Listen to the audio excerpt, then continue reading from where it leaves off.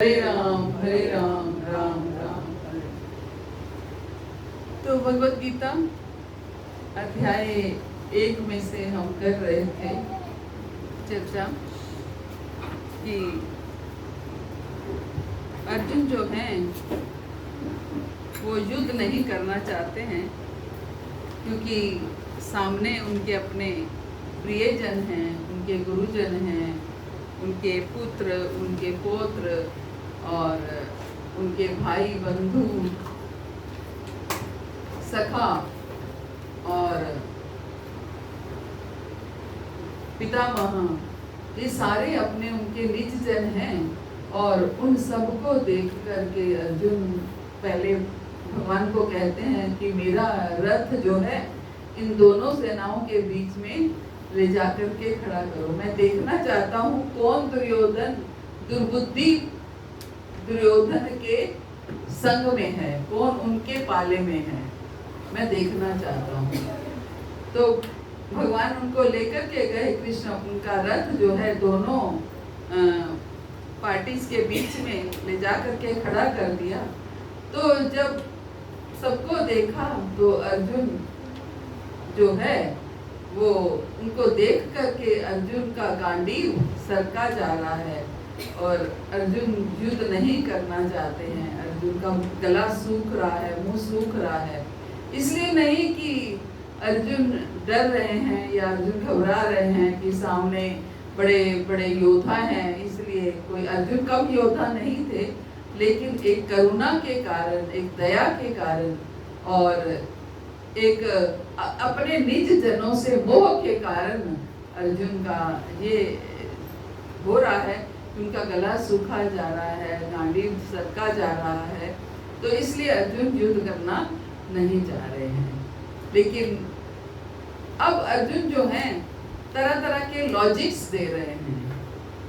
Logics दे रहे हैं, क्या लॉजिक्स दे रहे हैं कि मैं युद्ध क्यों नहीं करना चाहता हूँ, उसके तर्क दे रहे हैं। तो हम पढ़ रहे थे कि क्या अर्जुन लॉजिक्स दे रहे हैं। क्या कह रहे हैं कि हे कृष्ण, इस प्रकार युद्ध की इच्छा रखने वाले अपने मित्रों और संबंधियों को अपने समक्ष उपस्थित देख करके मेरे शरीर के अंग कांप रहे हैं, मेरा मुंह सूख रहा है, मेरा गांडीव धनुष मेरे हाथ से सरक रहा है और मेरे रोंगटे खड़े हो रहे हैं और मैं यहाँ और अधिक खड़ा रहने में असमर्थ हूँ। मैं भूल चुका हूँ, अपने को भूल रहा हूँ और मेरा सिर चकरा रहा है। हे कृष्ण, मुझे तो केवल अमंगल ही अमंगल दिखाई दे रहा है। इस युद्ध में अपने ही स्वजनों का वध करके अगर मुझे कोई राज्य मिल भी गया, उसमें मुझे क्या मिलने वाला है। मुझे इस युद्ध से कोई अच्छाई दिखाई नहीं देती है और अगर मुझे ये राज्य मिल भी गया तो उस राज्य को भोगेगा कौन, है ना। जब मेरे अपने जन, मेरे निज जन नहीं होंगे तो उस राज्य को भोगेगा कौन।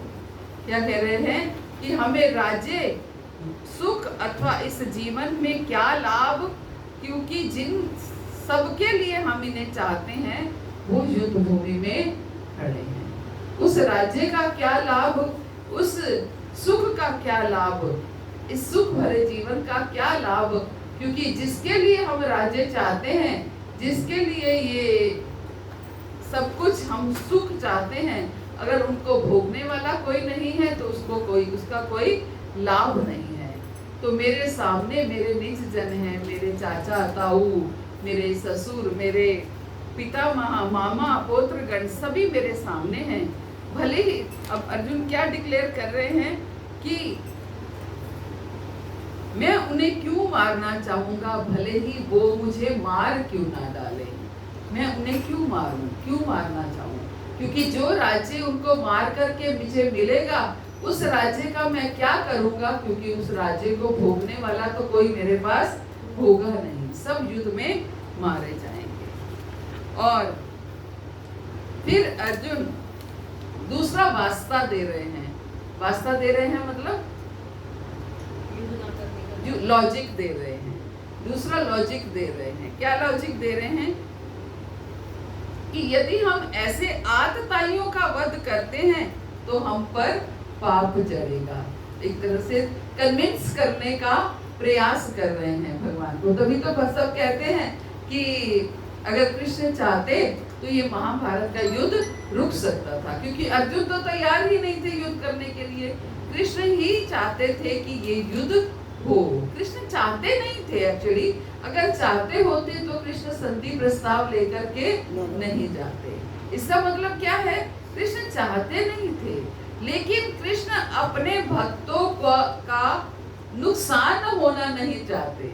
योगक्षेम वहाम्यहम्। भगवान ये चाहते हैं कि भगवान अपने भक्तों के पास जो कुछ भी है उसकी रक्षा करते हैं, और जो कुछ उनके पास नहीं है वो उन्हें दिलवाते हैं। तो उनके पास, अगर उन्होंने तो कहा था कि 5 पांडवों के लिए 5 गांव दे दीजिए, सिर्फ 5 गांव मांगे थे, तो दुर्योधन ने क्या बोला? एक तिल जितनी भूमि भी नहीं। तो जब ये सुना तो कृष्ण ने निर्णय ले लिया कि अब तो युद्ध होगा ही, क्योंकि हमें लालच नहीं है, लेकिन अन्याय भी हम नहीं सहेंगे। कि कम से कम इतना तो हो कि एक एक गांव जो मैंने बोला है, एक एक गांव देने के लिए भी उन्होंने इनकार कर दिया। किस लिए, क्यों इनकार किया? जबकि अधिकार उनका था। बड़े पुत्र जो है युधिष्ठिर थे, दुर्योधन नहीं थे। बड़े पुत्र युधिष्ठिर थे, तो युधिष्ठिर को इस अधिकार से राज्य मिलना चाहिए था। लेकिन फिर भी पूरा राज्य ना देकर के एक एक गांव तक की नौबत आ गई कि एक एक गांव दे दीजिए, तो वो भी उन्होंने मना कर दिया। तो इस तरीके से अब अर्जुन ये क्या करें? ये तो सारे आतताई हैं। तो हम पर चर्चा कर रहे थे कि आतताई कौन होते हैं, कौन होते हैं? क्या हमने चर्चा क्या? जो किसी का बुरा करे, ऐसे करते हैं, लालच करे, चोरी करे, मन दुखाए किसी का, मन दुखाते हैं, गलत व्यवहार करते हैं, जो किसी का मन दुखाते हैं, जो गलत व्यवहार करते हैं। तो आतताई का क्या अर्थ बताया गया है? क्या कि यदि हम ऐसे आतताइयों का वध करते हैं तो हम पर पाप चढ़ेगा। अतः ये उचित नहीं होगा कि इस धृतराष्ट्र के पुत्रों को और उनके मित्रों का वध करें। तो आतताई वो हैं जो हमें दुख पहुंचाते हैं, किसी ना किसी माध्यम से हमें दुख पहुंचाते हैं, किसी ना किसी तरीके से, चाहे वो शरीर से, मन से, वाणी से, किसी के ना किसी माध्यम से वो हमें कष्ट पहुंचाते हैं, दुख पहुंचाते हैं, वो आतताई। तो 6 तरह के आतताई बताए गए। कौन कौन से? सबसे पहले आतताई हमने क्या चर्चा की कि विष देने वाला, विष देने वाला आतताई है, जो किसी को विष दे। विष देने का अर्थ क्या है? कि जहर दे करके मार देना। लेकिन दूसरा अर्थ विष देने का अर्थ ये क्या है कि हम विष भरे कटाक्ष शब्द जब, है ना, कटाक्ष शब्द जब बोलते हैं, हम कहते हैं ना इसकी तो वाणी ही जहरीली है, विष भरे शब्द बोलता है, तो वो क्या है? वो हमारे हृदय में चुभ जाते हैं। तो वो क्या है? उसका कहते हैं ना, सांप का कांटा भले ही बच जाए, लेकिन जबान का कांटा, शब्दों का कांटा कभी नहीं। तो ये है आतताई, विष देने वाले, जो शब्दों का विष देते हो, जो वाणी का विष देते हो, जो शरीर से विष देते हो, वो आतताई है। दूसरे आतताई कौन है? घर में अग्नि लगाने वाला। तो घर में अग्नि लगाने का अर्थ है कि किसी ने पेट्रोल डाल करके अग्नि लगा दी, है ना। लेकिन यहाँ पर ये भी है, पेट्रोल डाल करके अग्नि लगा दी, जला दिया, जैसे कि उन्होंने लाक्षागृह को जलाया था, है ना, लाक्षागृह को जलाया था, वो भी इसलिए उनको आतताई कहा गया। लेकिन आज के समय में घर को जलाने वाला, घर को अग्नि लगाने वाला कौन है?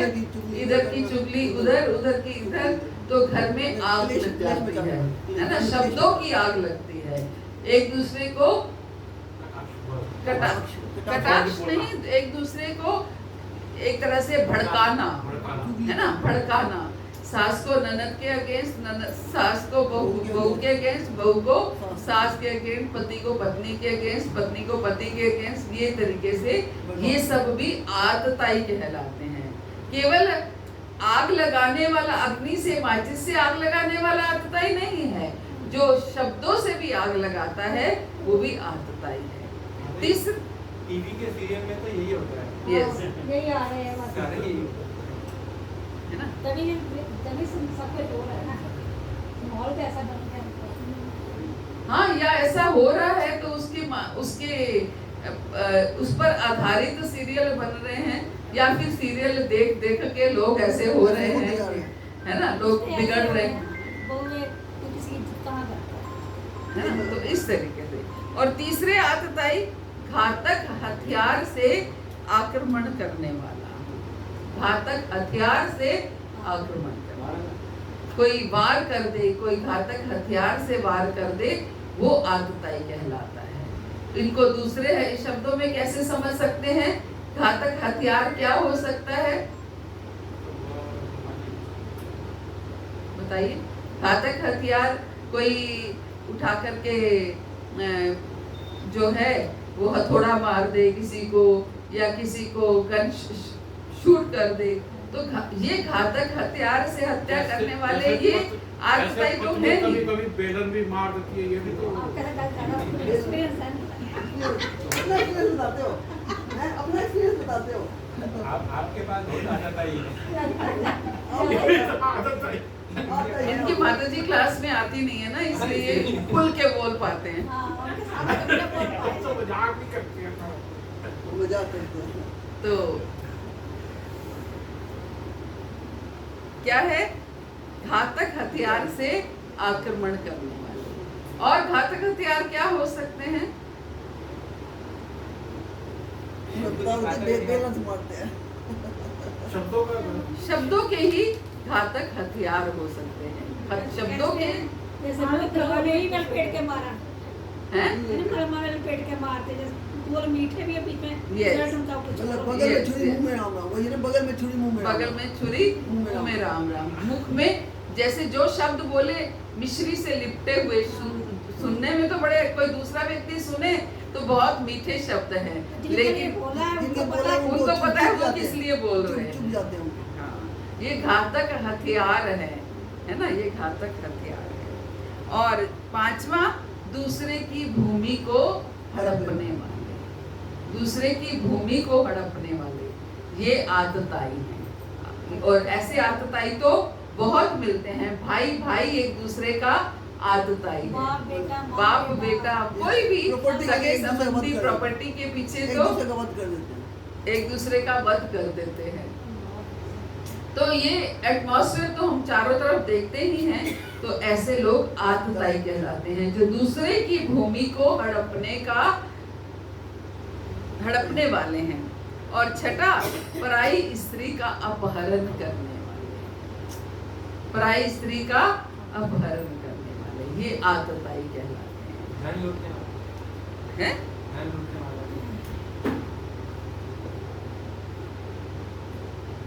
हाँ, धन लूटने वाले, ये छूट गया। तो 5 छोटा पूरा कैसे हुआ, हमने एक रिपीट किया है। यस, धन लूटने वाले, धन लूटने वाले तो आतताई है ही। वो हम देखते हैं, ये नहीं कि धन लूटने वाले का अर्थ ये नहीं है कि केवल चोरी चकारी करने वाले ही आतताई हैं। किसी और तरीके से आजकल देखिए ये जो स्कैम, यस, जो बैंक खाली हो जाते हैं, किसी का फोन आ रहा है, QR कोड बताओ, ये बताओ। आजकल तो ऐसे आतताई कितने घूम रहे हैं कि जो केवल फोन कर करके और अपना बस एक OTP आया होगा, वो OTP बताइए, OTP बताने की देर है कि आपका अकाउंट खाली है ना। तो ये क्या है, ये सब आतताई है। पहले तो कोई बिरला ही आतताई होता था, धन लूटने वाला होता था। आप लोग भी सुनते होंगे कि डाकू होते थे, डाकू डाका डालते थे और फिर चोर चोरी करते थे, लुटेरे होते थे। लेकिन आज तो कौन लुटेरा है, कौन डाकू है, आप पहचान भी नहीं सकते। पहले तो प्रसिद्ध हो जाते थे कि ये डाकू है, चंबल के डाकू और बनारस के ठग और ये सब कितना फेमस था। लेकिन आज तो ये क्राइटेरिया रहा ही नहीं। कोई व्यक्ति कितना ही सोफिस्टिकेटेड है लेकिन वो आतताई है ना, क्योंकि वो धन लूट सकता है, वो विष दे सकता है, कुछ भी तरह का वो कार्य कर सकता है। तो इस तरीके से धन लूटने वाले और दूसरे की भूमि को हड़पने वाले। दूसरे की भूमि को हड़पना मीन्स किसी भी तरीके से किसी की प्रॉपर्टी को या किसी और तरीके से किसी को अपने उसमें कर लेना, धोखाधड़ी, किसी भी धोखे से अपने पैसे, दूसरे के पैसे को अपने उसमें लेकर के आ जाना, धन को अपने उसमें लेकर के आ जाना। हमारी ब्रांच में एक LIC में ऐसे काम कई बार हो जाते हैं कि भाई भाई एक दूसरे के दुश्मन हो जाते हैं। और खास तौर से क्लेम्स जैसे डिपार्टमेंट में ये सब कुछ देखने को मिलता है कि दोनों बहनें इतनी एक दूसरे की दुश्मन हो जाती हैं केवल धन के पीछे। भाई भाई एक दूसरे के दुश्मन हो जाते हैं केवल धन के पीछे। माँ बाप को क्लेम लेने के लिए हैं? माँ बाप का क्लेम लेते होंगे। माता पिता के पैसे के पीछे, माता पिता चले गए, पीछे से क्लेम। न्यूज़ है जी, ये LIC की करोड़ों रुपए की पहले उसकी इंश्योरेंस की है जी, फिर उसको जो है उसका मर्डर कर, मतलब उसको मर्डर कर दिया। मतलब पहले इंश्योरेंस करवाई उसकी, ये कल की न्यूज़ है। बिल्कुल। तो वहाँ बैठ के पता चलता है कि संसार में कितने आतताई हैं, ये संसार कैसे चल रहा है और इस संसार में हम किसके ऊपर विश्वास कर सकते हैं और किसके ऊपर नहीं कर सकते, कुछ नहीं कह सकते। इसलिए एक कृष्ण की शरण लीजिए, बाकी सब केवल एक ड्यूटीज की तरह, एक कर्तव्यों की तरह हमें पूरे करने हैं। भगवान की शरण लेनी है, भगवान से प्रेम करने का प्रयास करना है और भगवान के शरणागत होकर के केवल लक्ष्य क्या है, कृष्ण को प्रेम करने का लक्ष्य है। बाकी सब क्या ड्यूटीज, कर्तव्य पूरे करने हैं, उन कर्तव्यों, लेकिन होता क्या है, हम उन कर्तव्यों को इतना बढ़ा लेते हैं, कर्तव्यों की आड़ में ही हम सब कुछ करते चले जाते हैं। कर्तव्य केवल कितना है, अपने बच्चों को पालना है, पढ़ाना है, लिखाना है, उनको विवाह करके उनको सेटल कर देना है, बस इतना एक नॉमिनल सा कर्तव्य है। उसके बाद लेकिन हम पढ़ाने लिखाने और उनको सेटल करने में इतनी अपनी इच्छाएं बढ़ा लेते हैं कि अगर उसका बच्चा कॉन्वेंट एजुकेटेड है तो मेरा क्यों नहीं, अगर उसके बच्चे ने बाहर जाकर MBA किया है तो मेरे बच्चे ने क्यों नहीं, उसका बच्चे का अगर 70 लाख का 80 लाख का पैकेज है तो मेरे बच्चे का क्यों नहीं। तो इसी होड़ में चलते जा रहे हैं और मनुष्य जीवन को हम व्यर्थ गवाते जा रहे हैं। क्योंकि आपको अगर इतना धन अर्जित करना है तो उसके लिए आपको समय भी लगाना पड़ेगा, और आपको इतना धन अगर बच्चों पर लगाना है तो उल्टे सीधे तरीके से धन को कमाना भी पड़ेगा। आप सीधे तरीके से करोड़ों रुपया आप बच्चों पर नहीं लगा सकते, आपको किसी ना किसी तरीके से धन को कमाना पड़ेगा।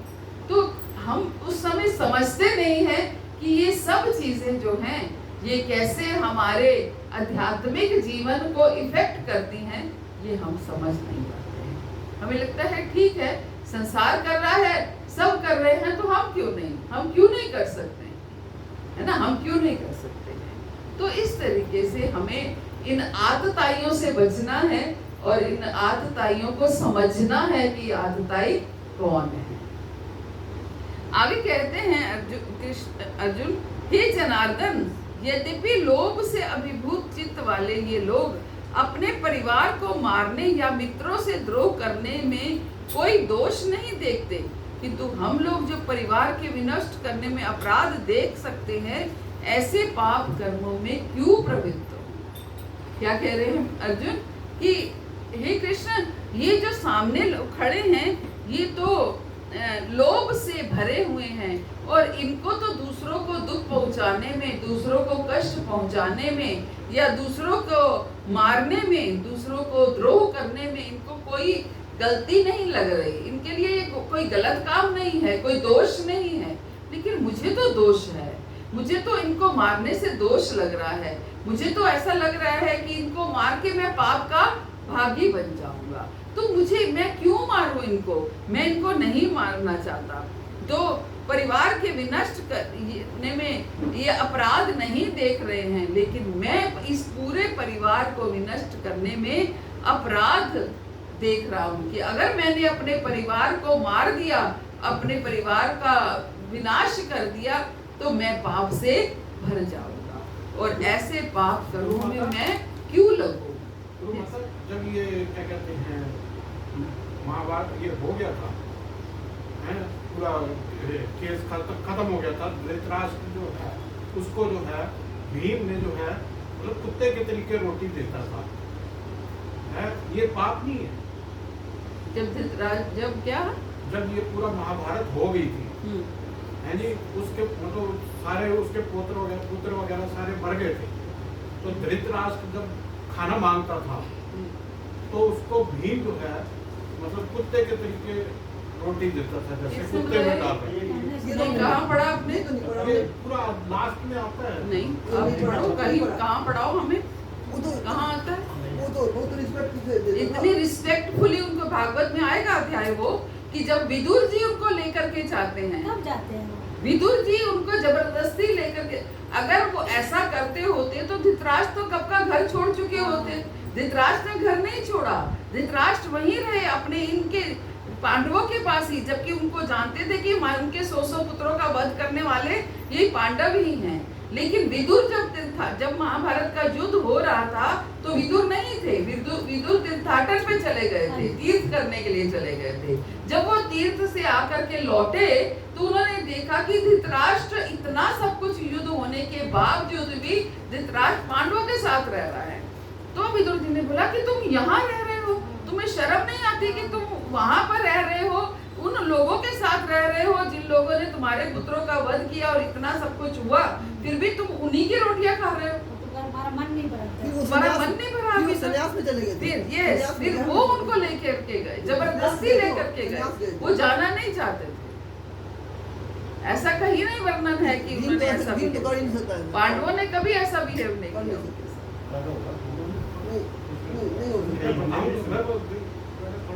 होता क्या है, हम शास्त्रों की सुनी सुनाई शास्त्रों को ज्यादा वो करते हैं, हमने इधर से सुन लिया उधर।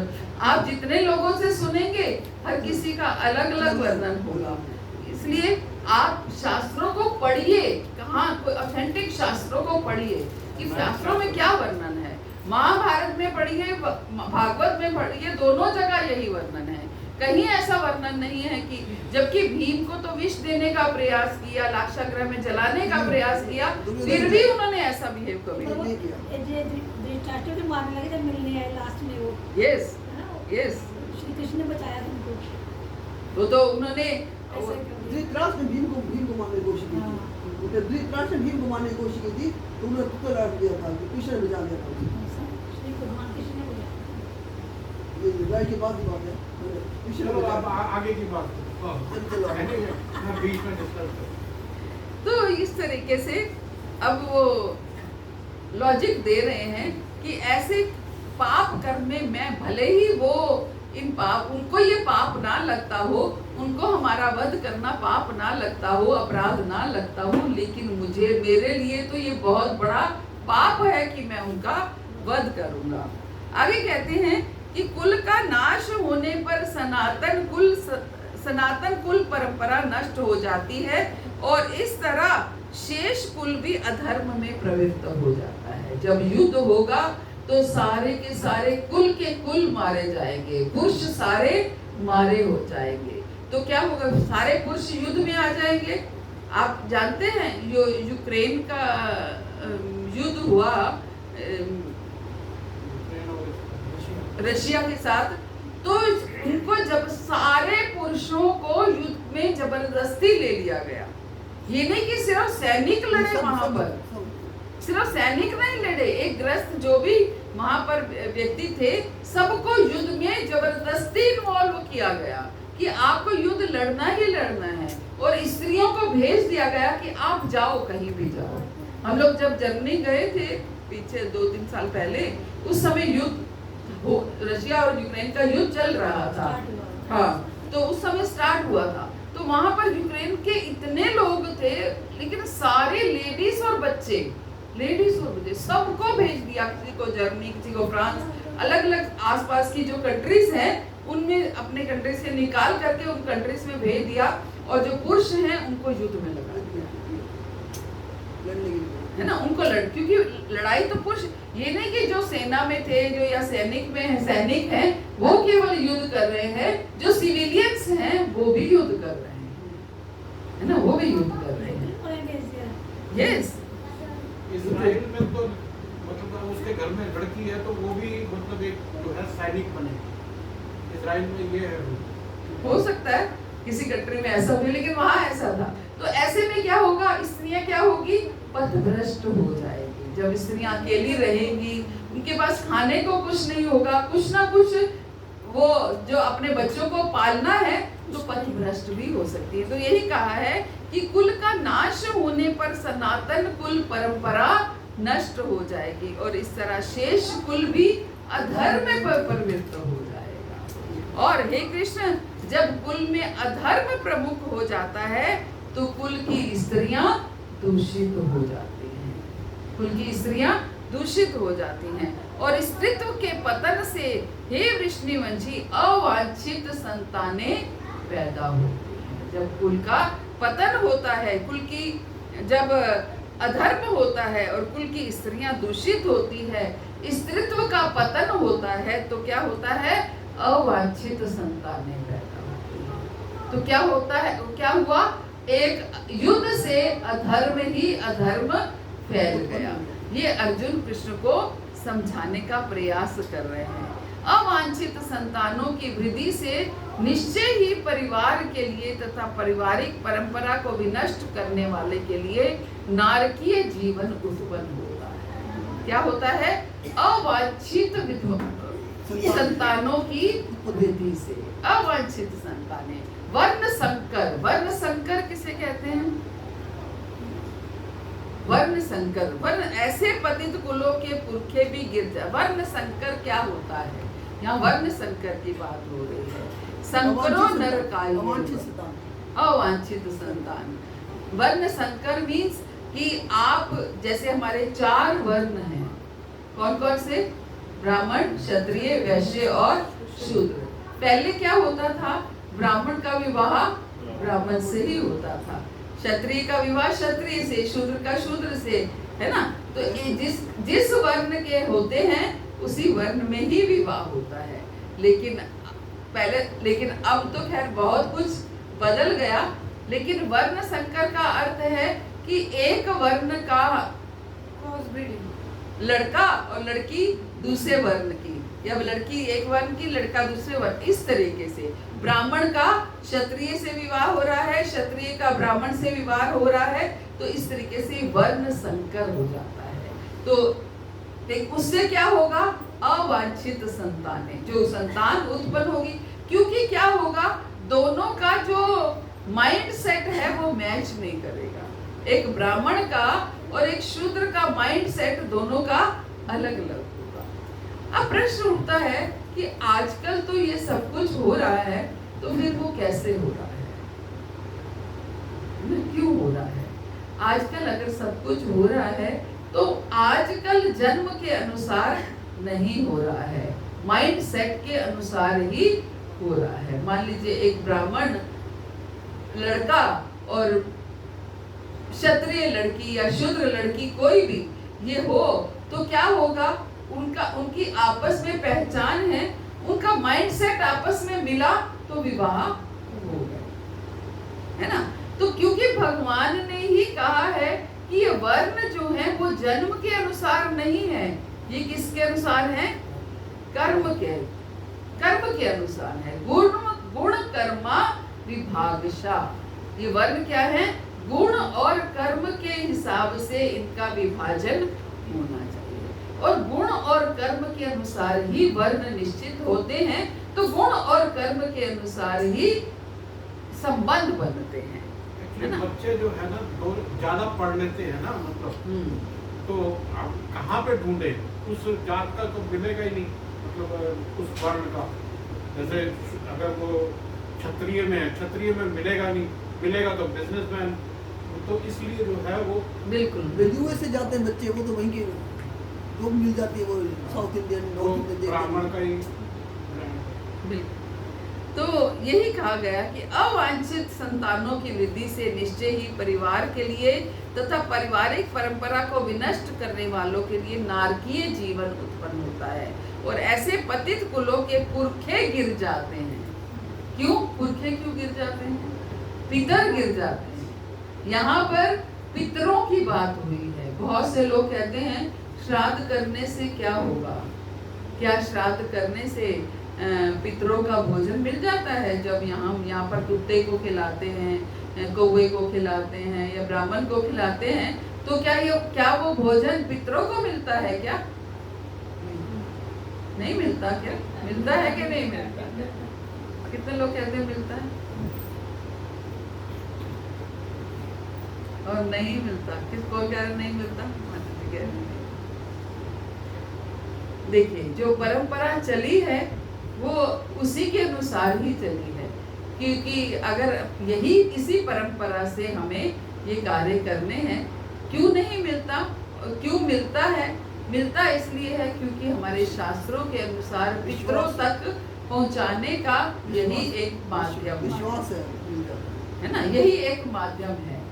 और क्यों नहीं मिलता है कि हम सोचते हैं क्योंकि वो ब्राह्मण तो पीता है, वो ब्राह्मण तो वैसे तो ऐसे रहता है, वो इस तरीके से रहता है, उसको खिलाने से क्या होगा, है ना। हमारे मन में एक ब्राह्मण के प्रति श्रद्धा नहीं है।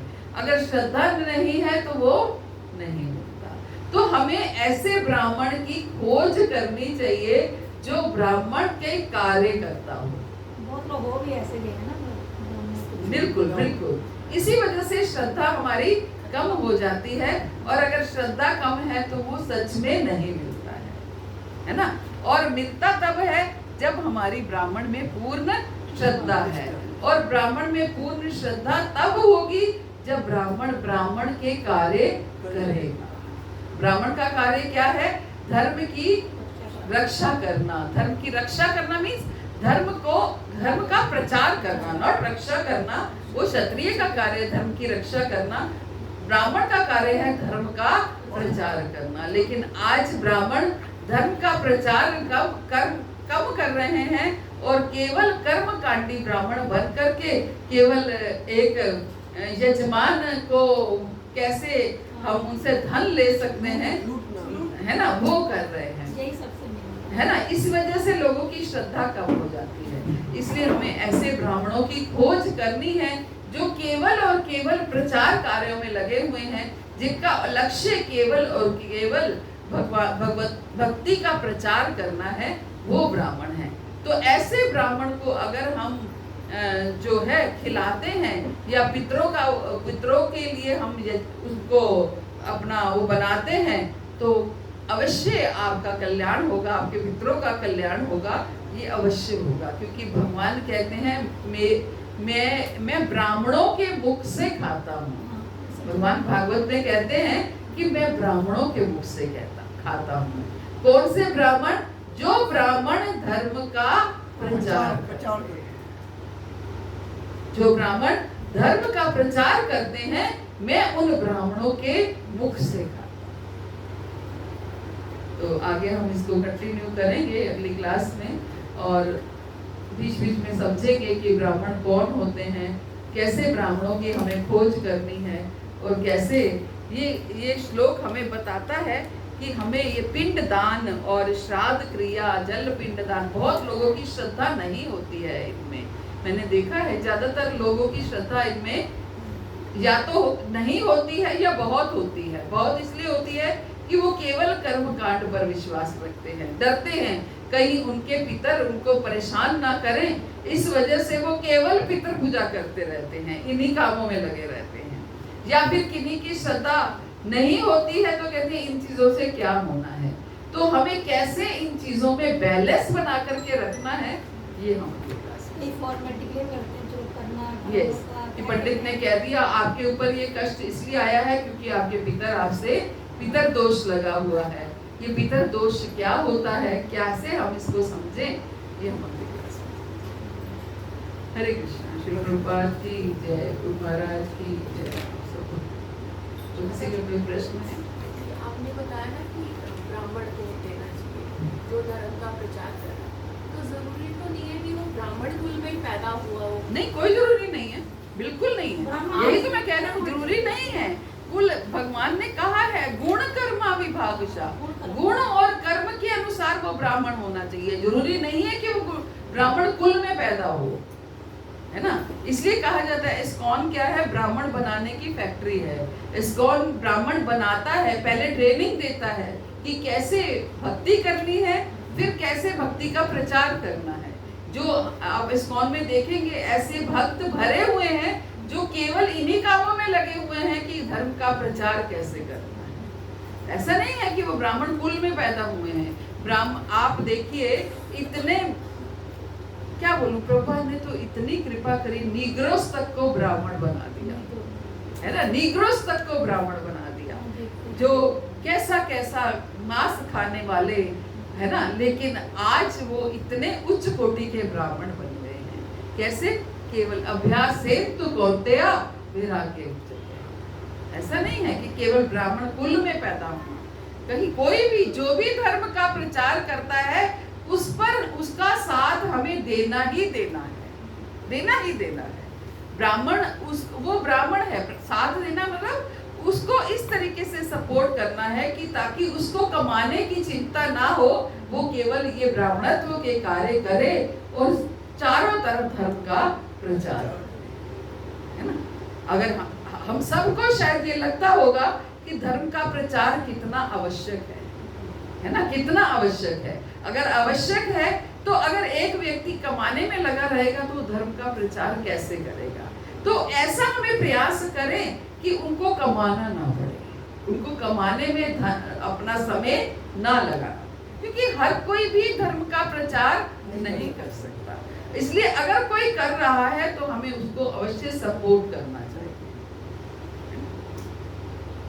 और किसी का प्रश्न, और कुछ प्रश्न था? तो मंदिर वाले ब्राह्मण को तो नहीं ढूंढना, जो भी हमें लगता है ये धर्म का नहीं, क्यों? ऐसा नहीं है कि मंदिर के ब्राह्मण क्या, लेकिन बड़े उसमें बड़ी शंका होती है कि क्योंकि हम देखते हैं मंदिरों में जो लेके आते हैं दान, उसका क्या? नहीं, ऐसा नहीं है। मंदिर का ब्राह्मण भी अच्छा ब्राह्मण हो सकता है, पर अब वो उसका मतलब रूप अलग पंडित, आता ही नहीं वो है। जो है ब्राह्मण जो है वो भी तो अब उसको आलू ये पूरी वगैरह, दो पूरी के तो नहीं, मैं नहीं खाऊं। उनकी हेल्थ कॉन्शियस हो हेल्थ गई की वो। वजह से नहीं खाते हैं। हेल्थ कॉन्शियस हो क्या गई। करें बताओ, वो भी बेचारे क्या करे। आप पूरी ही खिलाते जाओगे तो सारी कैसे खाएगा कोई? तो खाते वो खिला। हाँ, जो वो खाते हैं वही खिलाइए ना। हम अपना दोष नहीं देख रहे हैं कि वो पूरी नहीं खाते हैं, तो आप पूरी मत खिलाओ ना वो जो सिर्फ खाते हैं। अगर आप दान दे दोगे ना, जैसे पैसा दे दोगे वैसे तो सूखा he is दाल, happy। सूखा के कितने- प्रभु जी, आप भी दिन में 4 बार पूरी खा सकते हो क्या? अगर 4 बार पूरी खिलाए नहीं खा सकते। वो तो सबकी घर जाएंगे, ठीक हमारे है। फादर थे, एक ब्राह्मण को पूरी 1000 जो भी देते थे, कहते को कहीं नहीं खाना, तूने हमारे लिए ही है। मतलब अच्छे ब्राह्मण को देखते थे वो भी सब जगह कैसे तो खाएंगे, उसको कहीं और सबकी भी घर देता जाके था। कितना बार खाएंगे वो। ऐसे भी है। नहीं तो पहले बोलो पंडित जी क्या उसको आपको भरना पड़ेगा ना, वो कहता है इसी बताया करो आज का। देखिए, अगर तो ब्राह्मण को हम धन देते हैं और वो उस धन को प्रचार में लगाता है, आप सोचिए प्रचार में भी धन लगता है। आज ये सेंटर बना, शायद आप लोग जानते हैं या नहीं जानते, ये किस कंडीशन में था, शायद जो मालवीय नगर के लोग हैं वो जानते ही होंगे। अब पता चलता अब क्या पानी आ जाता है जब क्या अभी भी पानी आ आज गया, भी पानी था मतलब। आज भी था। वो माता जी तो आधे पौने घंटे तक उन्होंने सगाई की पहले। नहीं, उससे परसों तो देख के गए प्रभु जी, पानी नहीं। कोने में रह गए। प्लीज बताइए, तो इस कंडीशन में क्या इस काम में जो भी आप देख रहे हैं इसमें धन नहीं लगा? लगा ना। तो लेकिन उस धन का प्रयोग किसमें हुआ? धर्म के प्रचार में। तो इस तरीके से हम देख सकते हैं कहाँ पर धन जहाँ हम दे रहे हैं क्या वो धर्म के प्रचार में लग रहा है या नहीं लग रहा। सावन में क्या होगा? सावन बहुत बारिश क्या आती है। वो ठाकुर जी हैं, अपने आप कोई ना कोई तो सोल्यूशन निकालेंगे। सावन में क्या हम कौन करेंगे? हैं? वही हैं चिंता करने वाले। माता जी उन्होंने तो गोवर्धन उठा लिया था बारिश हाँ, से फिर बचाने जब गोवर्धन उठा लिया तो इसको भी कुछ ना कुछ करेंगे। माता जी वो आज का जो श्लोक था आतताई से संबंधित, उसमें 6 प्रकार के आतताई बताए। तो जो शब्दों के माध्यम से भी जो क्या नाम करता है क्रूरता, वो भी आतताई इसमें बताया गया। तो अगर आतताई कोई बाहर का व्यक्ति हो तो उसके साथ तो हम उसके हिसाब से व्यवहार कर सकते हैं, लेकिन अगर कोई परिवार का ही इस तरह का व्यवहार करे तो फिर उसके साथ क्या किया जाए? बहुत सुंदर प्रश्न है प्रभु जी का कि जो शब्दों से तीर मारते हैं वो आतताई होते हैं। तो आतताई अगर कोई बाहर का व्यक्ति हो तो ठीक है, हम उनसे कट ऑफ हो जाएं या उनका साथ छोड़ दें। लेकिन अगर कोई परिवार का ही हो तो फिर हम उसका क्या करें? तो प्रभु जी उसके लिए हमें अपने आप को ये समझाना होगा कि आज वो शब्दों के तीर इसलिए पड़ रहे हैं, कल हमने उनको मारे थे, आज वो हमें मार रहे हैं। ये तो लेन का देन है, गिव एंड टेक है। तो कल हमने कुछ किया होगा तभी आज वो हमसे कर रहे हैं। तो उनके लिए भगवान से प्रार्थना करनी चाहिए कि हे प्रभु आप इन्हें सद्बुद्धि दीजिए, ताकि ये जो भी बोलते रहे ये मेरे एक कवच की तरह मुझे पहना दीजिए। ये मेरे कवच में जाकर के लगे भी मुझे कोई मुझे घातक माफ कर दो, माफ कर दो। मुझे घातक ना लगे। गुरु महाराज का बहुत सुंदर कोट कल परसों आया हुआ था कि क्षमा करके क्या था? क्षमा करना, मतलब क्षमा कर दीजिए और भूल जाइए। भूल जाइए, ऐसे लोगों को क्षमा कर दीजिए और भूल जाइए। तो हमें कवच पहनना है। किसका कवच पहनना है? हरिनाम का कवच पहनना है। हमें हरिनाम की चादर, जब दीक्षा होती है तो हरिनाम चादर उड़ाई जाती है। किस लिए? इसलिए नहीं उड़ाई जाती कि आप भक्त बन गए, लो जी अब हरिनाम चादर पहनो। हरिनाम चादर पहनाने का अर्थ है कि आपको इस संसार के कोई भी विपरीत परिस्थिति अब आपकी भक्ति को आँच नहीं पहुंचाएगी। संसार की कोई भी विपरीत परिस्थिति हो सकता है। किसी के एक के साथ ये प्रॉब्लम है कि घर में कोई आतताई शब्दों का बाण छोड़ रहा है, किसी दूसरे के साथ ये भी समस्या हो सकती है कि कोई पिटाई करने वाला भी है, किसी तीसरे के साथ ये समस्या भी हो सकती है कि उसके पास खाने को भोजन भी नहीं है। तो ये तो समस्या है ही। संसार दुखों का घर है, दुखालयम शाश्वतम। इस संसार में हम आए हैं तो कोई ना कोई कष्ट तो हमें झेलना ही पड़ेगा, है ना? कष्ट नहीं होगा तो- अगर कष्ट है तो हमारा अपना भाग्य है। बस भाग्य ये है कि हमने कुछ ऐसा किया, आज हमारे साथ ऐसा हो रहा है। बस कहते हैं कि विपरीत परिस्थितियों का भी हमें लाभ उठाना चाहिए और अनुकूल परिस्थितियों का भी और प्रतिकूल परिस्थितियों का भी लाभ उठाना चाहिए। प्रतिकूल परिस्थितियों का लाभ कैसे उठाना चाहिए कि आज मेरे साथ ये समस्या आई, हे प्रभु जरूर मैंने कुछ ना कुछ किया होगा, आज मुझ पर कृपा कीजिए ताकि अब मैं ऐसा कुछ ना करूं कि मेरा अगला जीवन भी व्यर्थ हो जाए। अगला जीवन भी मैं इस तेरी मेरी में निकाल दूं, ये मेरे ऊपर कृपा कीजिए। और प्रतिकूल अनुकूल परिस्थितियों का लाभ तो हम उठा ही सकते हैं कि जब जब अनुकूल परिस्थितियां हो तो हम ज्यादा से ज्यादा भजन करें ताकि हमारी प्रतिकूल परिस्थितियां आए। माता जी यदि ऐसे पारिवारिक आतताइयों से हमें हमारे ऊपर प्रभाव पड़ रहा है तो इसका मतलब कहीं ना कहीं हमारे भजन में कमी है। बिल्कुल बिल्कुल, हमारे भजन में अभी कवच नहीं पहना है, अभी कवच नहीं पहना है, अभी भजन ऊपर ऊपर से हो रहा है। कवच इतनी लेयर इतनी आ जाए कि हमें फर्क ही ना पड़े, उन बातों का, उन शब्दों का, उन बाणों का कोई फर्क ही ना पड़े, है ना? ये कवच हमें पहनना है। हमें किसी की बात का कोई असर नहीं होना चाहिए। हमें अपने लक्ष्य को साधना है। मेरा लक्ष्य क्या है? मेरा लक्ष्य कृष्ण प्रेम प्राप्त करना है। ये क्या कर लेंगे? बोल ही तो रहे हैं, बोल भगवान ने। इस्कॉन क्या है? इस कान से सुनो,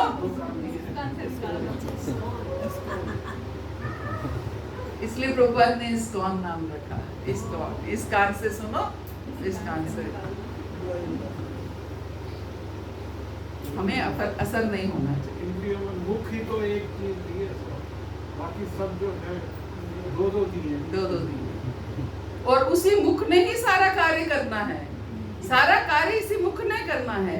इस मुख से हम कटाक्ष भी बोल सकते हैं, इस मुख से हम हरि नाम भी ले सकते हैं। जय श्री कृष्ण चैतन्य प्रभु नित्यानंद श्री